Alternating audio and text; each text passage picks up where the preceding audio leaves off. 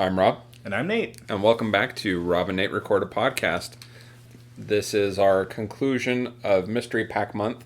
2021. Though this wasn't really from the Mystery Pack. Yet it was at the same time. So when we opened the Mystery Pack, we had made conditions, and we decided this time that if it's TV, we don't have to watch it. Because well, that's always been part of the thing. I started getting these, and I've gotten a few of these on my own, and TV has started to show up in them. I have season 1 of Dr. Quinn Medicine Woman. I don't know if I'll ever watch it, but I have it. Okay. So we made sure to make a point of adding that, and then what was going to be the fourth movie this month was the Naked Brothers Band Battle of the Bands, which is a compilation of like 2 or 3 episodes of this Nickelodeon show. And I decided, you know what? I committed to watching whatever's on here. I'm going to at least put the DVD in.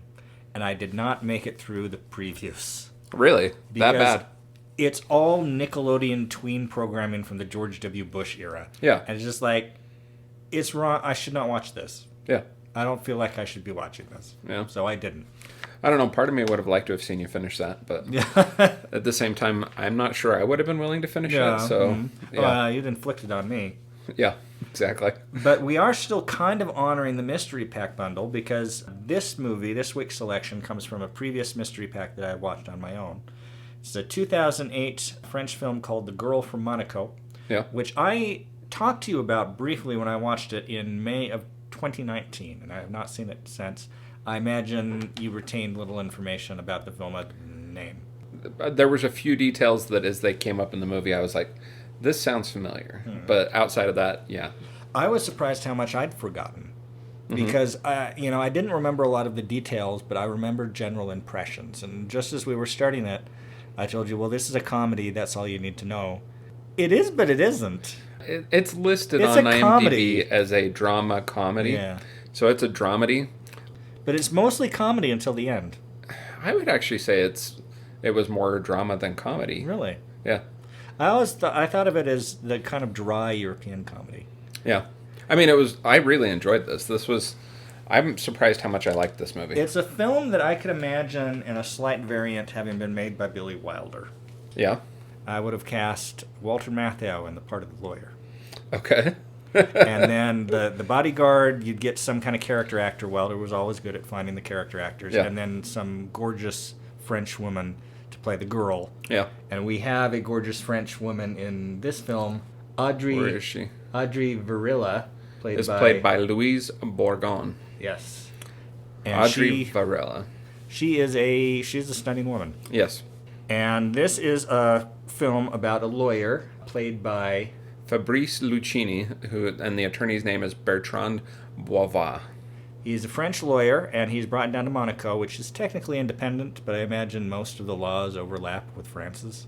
Yeah, he's a prominent attorney in Paris, evidently.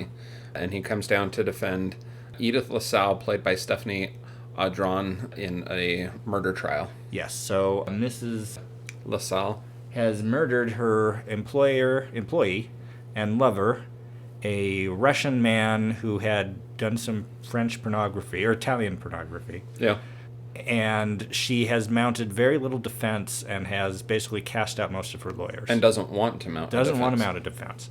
And so he comes down to defend her, and over the course of trying to do so, finds out that the reason she's not mounting a big defense is because she has found out that her son was having a homosexual affair with this same guy. Yeah.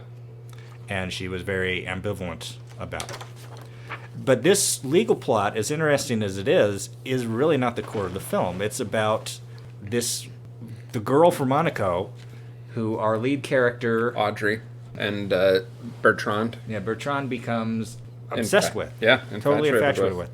He sees her on TV. She's the weather girl. And before that, she had been on a reality television show called Villa of Love. And it's pretty clear the kind of thing she did to get to the finals on that show. Well, and if you're familiar with Italian TV, that's even more explicit. Italian TV is known for being especially... Yeah, kind of, for lack of a more concise word, trashy. What most Americans would consider trashy. So Bertrand is assigned a bodyguard played by Christopher Abadi. Well, the bodyguard's name is Christopher Abadi. Yeah. It's played by Roshdi Zem. And I'm thinking he's North African. Something like that. Just the way he looks. Yeah. And he had a little bit of a fling several years earlier with Audrey and basically warns Bertrand away from her. Or at least attempts to. But he can't help himself because this gorgeous creature is throwing herself at him. And I had a theory the first time I was watching this movie that didn't pan out. What, that she was a plant? She was a plant designed to distract him because he was spending all this time, he should be working on the case with her. Well, I had a similar thought, not that she was a plant to distract him, but that she was a plant to eventually sneak in some form of hitman or assassin type thing. Because the concern is he's been assigned a bodyguard by Louise LaSalle, Edith LaSalle's son, because he's concerned and wants his mother's defense to be the best, so he wants Bertrand protected. Because the guy that she murdered had some Russian ties. Yeah, some ties to the Russian mob. Yeah. But anyway, the lawyer goes for an interview on a local show and meets the weather girl, and they start spending all this time together. She is always wearing short shorts and short dresses and skirts and very low-cut tops, and you totally get why he is just befuddled that he's just getting this level of attention from her, and you wonder about her motives. And it's not nefarious in the way I thought it was going to be the first time I watched it, where she was a double agent. She just sees him as an opportunity to improve her life. Yeah. And she eventually basically tells him, we're going to get married, and we're going to move to Paris, and I'm going to meet your friends, we're going to have a kid. And she just sees him as an opportunity. She's super promiscuous. There's this scene where she is the birthday present of this friend, this guy to spend the night with, as a friend of friends. And the friends, who he's met at a few parties, tell him that they've all slept with her. Yeah. Yeah. And then she introduces him to her parents like the second day they met at a party at they're opening an Italian restaurant. So I assume that they're Italian transplants. Was it a restaurant or was it a nightclub? Yeah, or a little bit of both, maybe. Yeah. There's the scene in the nightclub, but their place was different. Because remember, they go to that... Because later on, they have the dinner there. They've closed it down. Yeah. But there's another scene where they go to the nightclub for this Caribbean... Yeah, with the VIPs. Night. Yeah, that was something different. And I love the comment that the lawyer says, the lawyer's saying, oh, it's so exotic, and the bodyguard's like, it's a promotional party for a factory-produced punch. Yeah. A lot of dry humor in this. Well, and at that same party... You get the idea of how promiscuous Audrey might be because she's even pole dancing for the TV VIPs. And, yeah. Backing way up, the opening of this film. Mm-hmm. The tone that I expected from the opening of this film was totally different from where this film goes. This film moves its tone around. I also thought it was interesting that for a French, foreign language film entirely subtitled, that it opens with an English language song. Yeah. Did that stand out to you the first time you watched it? Love is all that I can give to you. Yeah. And then, so it opens with an English language love song. Yeah. And he's with another woman on the street that has no clue he has a bodyguard. It starts with a totally different tone. Yeah. And you think you're getting a more conventional romantic comedy. Yeah. At least initially. Yeah, and it turns into something very, very different. As I said, it turns very dark towards the end. It's Billy Wilder until the last fifth, and then it becomes Alfred Hitchcock. Yeah. Well, and Christophe Abadi in this movie, I mean, as a bodyguard, he's a very dedicated bodyguard. Yeah, he's very dedicated. I mean, even when Bertrand sneaks out of the hotel to go meet Audrey at her room, like, she looks out the window later, and it's like, Christophe is sitting outside of the bodyguard's car. Bodyguard's here. It's like, yeah. He noticed that he was gone and instantly said, I know where he went. Yeah. So he ends up winning the case, but he's just so discombobulated by this woman basically dictating that they're going to get married that he needs to figure out a way to get her away from him for the closing arguments. And so the bodyguard... Well, he's also not sure that, or at least the impression that I took from this was that he's not sure he wants to marry her. He's not sure he wants to commit in that way. He's not sure. He's totally undecided. And so Christophe kind of, through coded language, offers to remove this from in front of him. Remove the obstacles so that he can focus on his trial, take care of things, do what he needs to do. And in coded language, Bertrand tells him to go ahead and take care of it. Yeah. And Christophe makes multiple attempts to resolve things. that don't work out, and then he takes a different route to resolve things that I'm sure we'll get to in a few minutes. That relationship between those two, I mean, that is the core of the movie. And you think it's going to be about the girl, but it's really about them. Yeah, between the bodyguard and Bertrand. And how they befriend each other, and how he comes to really... She says that the bodyguard loves him, that the girl from Monaco does. But it's not a romantic love. It's just like a displaced father figure thing, because he's always talking about his late father, who he basically worshipped. Well, and his father was put on trial for something evidently and had a bad lawyer and lost, and And he basically decides, because he's just determined that this girl is no good. He's going to destroy this man's life. So he kills her. Yeah. He runs her off the road, on the same road that Princess Grace drove off of back in the 80s. And they make a direct reference to that earlier in the film. Yeah. As well as her amusing kind of Princess Diana fetish. Yeah. And she describes their relationship as she's like Di and he's like Prince Charles. Yeah. Which really is like an ill omen to be setting out on a relationship. So our model is this famously bad relationship. Yeah, no kidding. Yeah, and one thing that we kind of glossed over earlier is after Bertrand sees Audrey giving herself to her friend as a birthday gift, he's upset. And as they get in the car outside of the building, he hits and runs over her scooter briefly. Well, later on, when they go to retrieve her scooter, Christoph and Audrey go to retrieve the scooter because that's where her camera is and she needs to film something else for her show. It's on the ground. Christoph helps her get it up off the ground. Well, when the police come and are interviewing them about it, they go to Bertrand and say, look, there was the paint from your Volvo that Christoph was driving was driving it daily, blah, blah, blah. We know he was involved with it. We just need to clear a few things up. And the real twist of the film is that Bertrand says, I had that car the entire day. Christoph wasn't driving it that day. It was me. He comes to the conclusion that he had been warned so much by this good guy, and it had failed to listen to it and caused him to do this for him, that he's going to take the rap for it. Yeah. He's just like, I'm not going to mess up his life. This was my fault. For a little while, I thought he was just going to volunteer to be his attorney and get him off. Mm-hmm. But instead, he takes responsibility for the death and is sentenced to prison.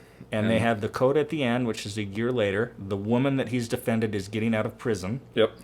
And he's still in prison, and he's getting cards from Christoph, who's now in the Caribbean as a scuba diving instructor.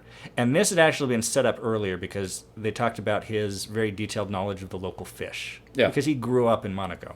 Yeah.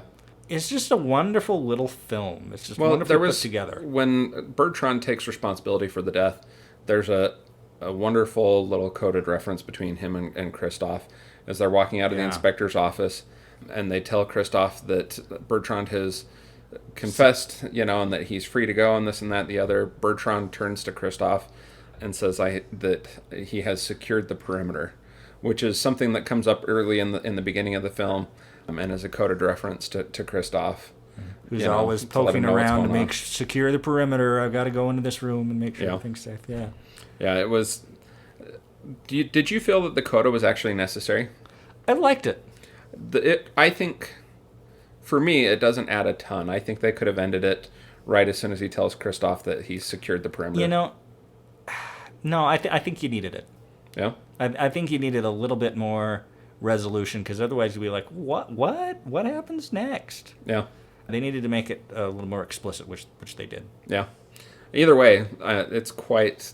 I was really impressed with this film. I really enjoyed this. I know. When I first saw it, and this is the virtue of something like a mystery pack, seeing a movie kind of at random, is you get these surprises. Like, I didn't know of this movie. I probably never would have seen this movie had it not landed in my lap. Mm-hmm. And it's a great movie. Yeah. I mean, it's just really enjoyable, and it's different. It's hard to really compare. It's like, what do you compare this with? I mean, other than the Monaco setting, so you got a little bit of To Catch a Thief because it's set in Monaco, and Avante is the other one that kept coming to mind. Yeah. Which is a Mediterranean set kind of sex comedy.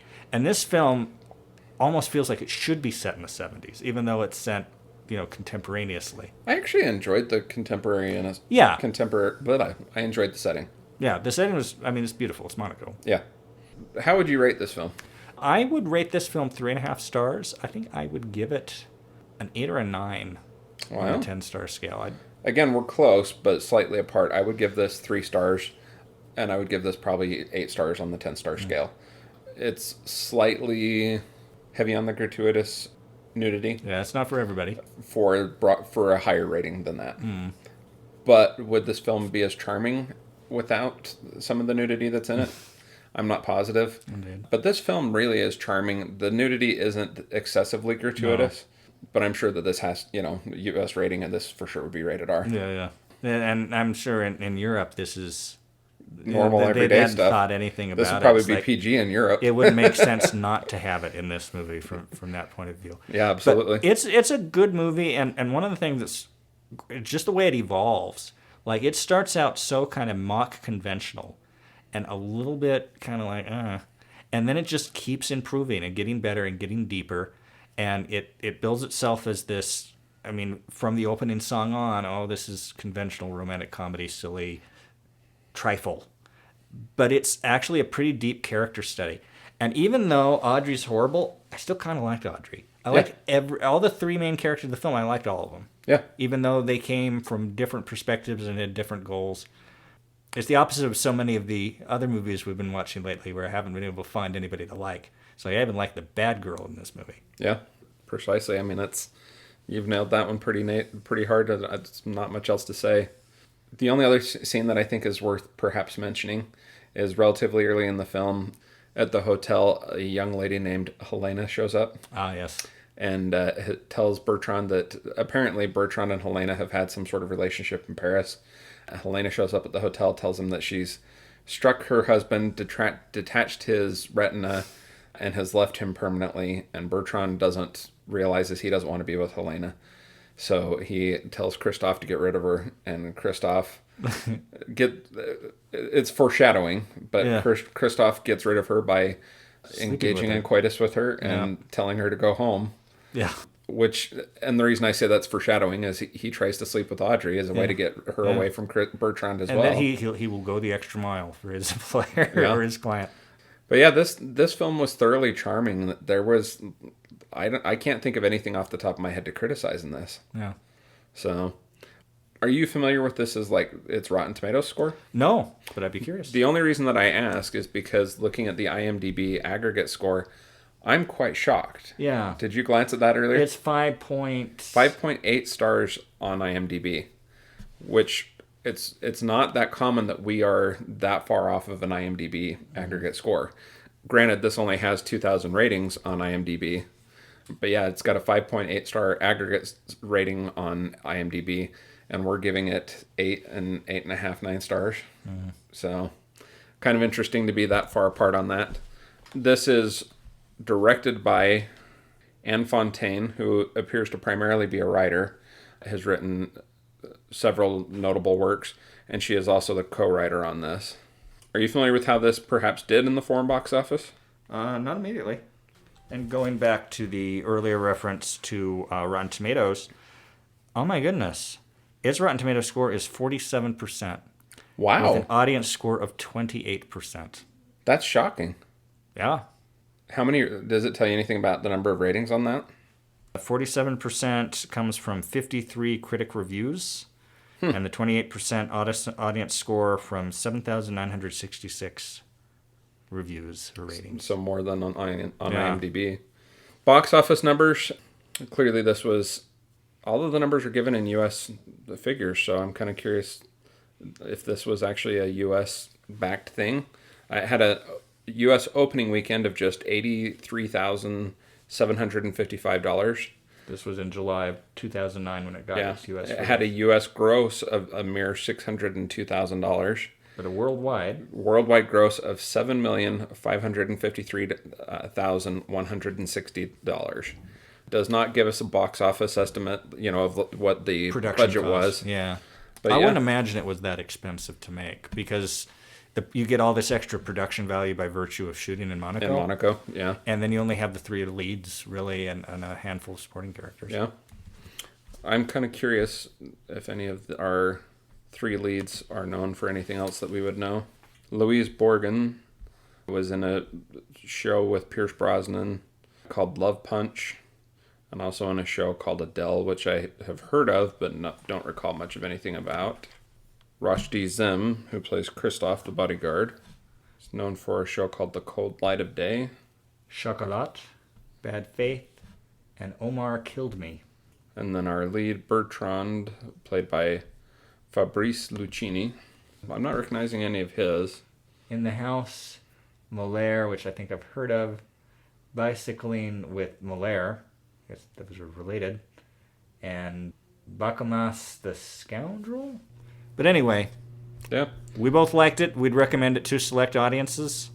I would recommend this to most audiences who have a tolerance for rated R films.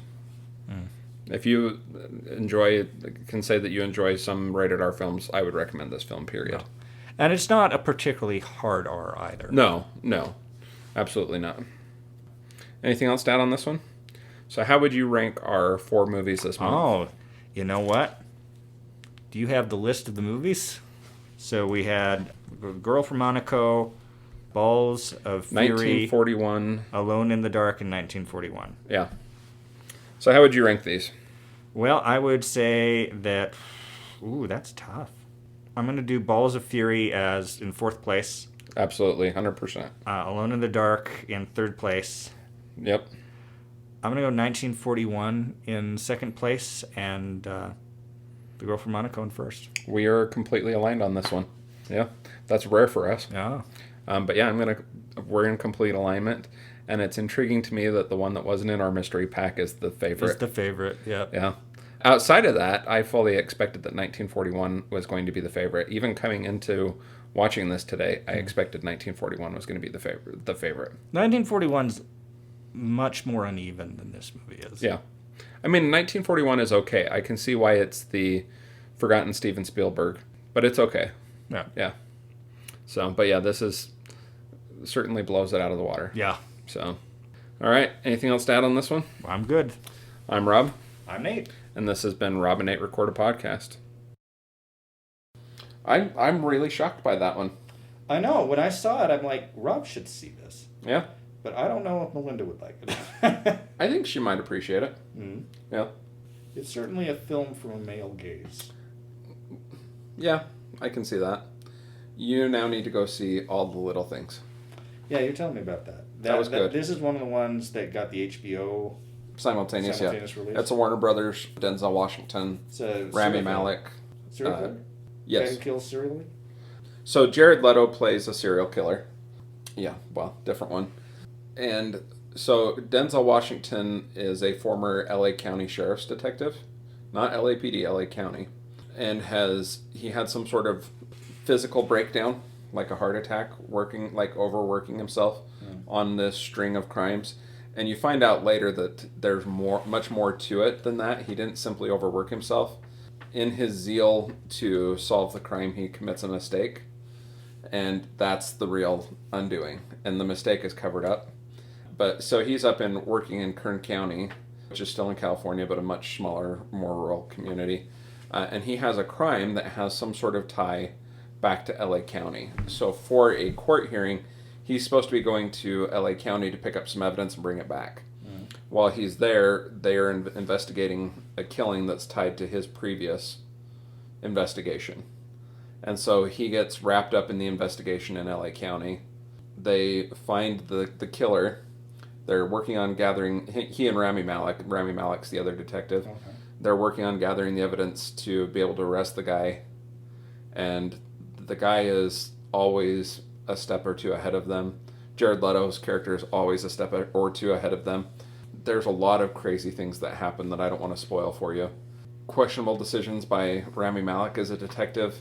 Denzel Washington is very consistent in the film in his character. And yeah, I'm not going to spoil any more about the film for you, but the twists and turns that this takes are very unexpected. Jared Leto's character is extremely creepy to a magnificent level. Rami Malek for sure is the weakest character in this film. Denzel Washington is Denzel Washington. And the one thing I will spoil for you, the only real sincere inconsistency in this film, the whole reason he goes to LA County is to pick up some evidence for a court hearing. And then he proceeds to take like a week off to work on this investigation in LA County and does not return the evidence in time for the court hearing. No. That's the primary inconsistency. The whole premise of why he's there. Yeah. So, anyways, but I was really impressed by that film. Yeah, so you should see that one, and then we might have to record an episode. I'm not sure if you're going to love it, but I think you'll like it. All right. So, I don't think you're going to like it as much as I like it. I would probably rate that movie right now 3 and 8, pretty similar to this. 3 stars and 8 stars. I suspect for you, it's probably going to be a 2.5, maybe a 3, and like a 7. You're kind of lukewarm on Jared Leto. I have been. I have zero interest in seeing his Joker until having seen this. Now he's so creepy in this film. I'm kind of like, maybe I should see his version of Joker. Oh, you already seen it in Suicide Squad. Well, I mean the actual movie.